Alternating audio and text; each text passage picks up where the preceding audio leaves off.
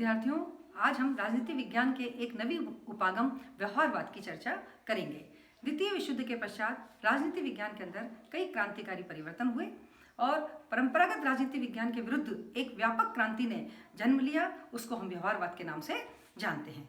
व्यवहारवाद का उदय 20वीं शताब्दी के अंतर्गत हुआ था और व्यवहारवाद का जो उद्गम स्थल है वो अमेरिका का शिकागो विश्वविद्यालय का समाज विज्ञान संस्थान कहलाता है। व्यवहारवाद के ऐतिहासिक स्वरूप को गति देने वाले विद्वान और उनकी रचनाएं, उनमें ग्राहम वेलास और उनकी पुस्तक ह्यूमन नेचर इन पॉलिटिक्स जो 1908 में उन्होंने लिखी थी, बेंटले और उनकी पुस्तक द प्रोसेस ऑफ गवर्नमेंट उन्होंने जिसमें व्यवहारवाद के बारे में विस्तृत रूप से चर्चा करी थी। व्यवहारवाद को बौद्धिक रूप देने वाले विद्वान जिनको हम चार्ल्स मेरियम के नाम से जानते हैं, उन्होंने अपनी पुस्तक न्यू एस्पेक्ट ऑफ पॉलिटिक्स जो 1925 के अंदर उनके द्वारा लिखी गई थी, और हेराल्ड लॉसवेल जिनकी पुस्तक politics who gets what when and how 1936 के अंदर लिखी गई थी। और इसके अंतर्गत हमको व्यवहारवाद के तत्व नजर आते हैं। व्यवहारवाद के बौद्धिक रूप से जो पिता हैं वह चार्ल्स मेरियम कहलाते हैं और व्यवहारवाद के जो मुख्य प्रणेता हैं वह प्रोफेसर डेविड ईस्टन कहलाते हैं। इसके अलावा ऐसे कई अन्य विद्वान थे, प्रबल समर्थक थे जिन्होंने व्यवहारवाद का सूत्र को और आगे बढ़ाने का कार्य किया। उनमें हेराल्ड लॉसवेल, आमंड और पावेल, हर्बर्ट साइमन आदि कई विद्वान इसके अंदर सम्मिलित रहे हैं।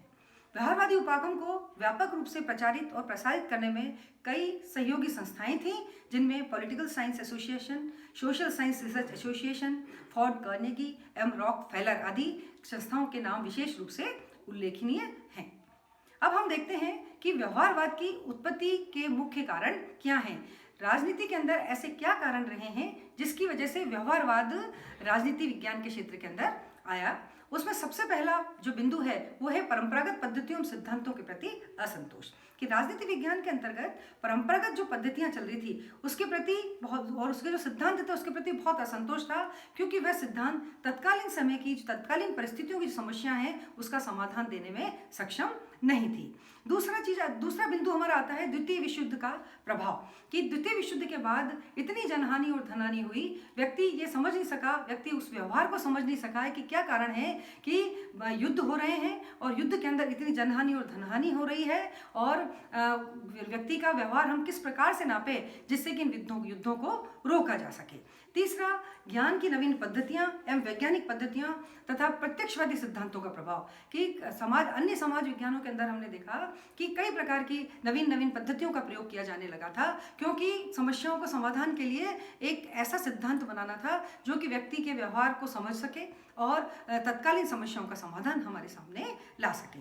इसी के साथ चौथा पॉइंट हम दे सकते हैं कि ऑगस्ट काम्टे, मैक्स वेबर तथा इमाइल दुर्खिम, उनके विचारों का भी उस समय की राजनीति के ऊपर बहुत ही प्रभाव था।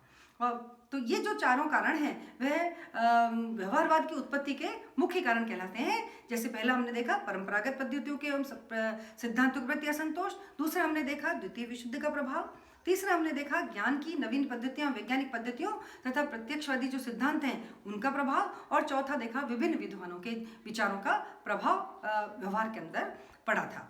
व्यवहारवाद का जो मूल मंत्र है वह कहता है कि यह जानना है हमें कि कौन कब और कैसे शासन करता है, निर्णय लेता है तथा आचरण करता है। कौन मीन्स उस समय की जनता, उस समय के राजा, वो सब उस कौन के अंदर आ जाते हैं, और कब मतलब किन किन समय पर और कैसे, कि भाई किसने कब और किस किस समय पर किस प्रकार से कैसे निर्णय उन्होंने लिए हैं, कैसा आचरण उन्होंने लिया, और उस समय की जो तत्कालीन समस्याएं थी उनका किस प्रकार से सॉल्यूशन किया।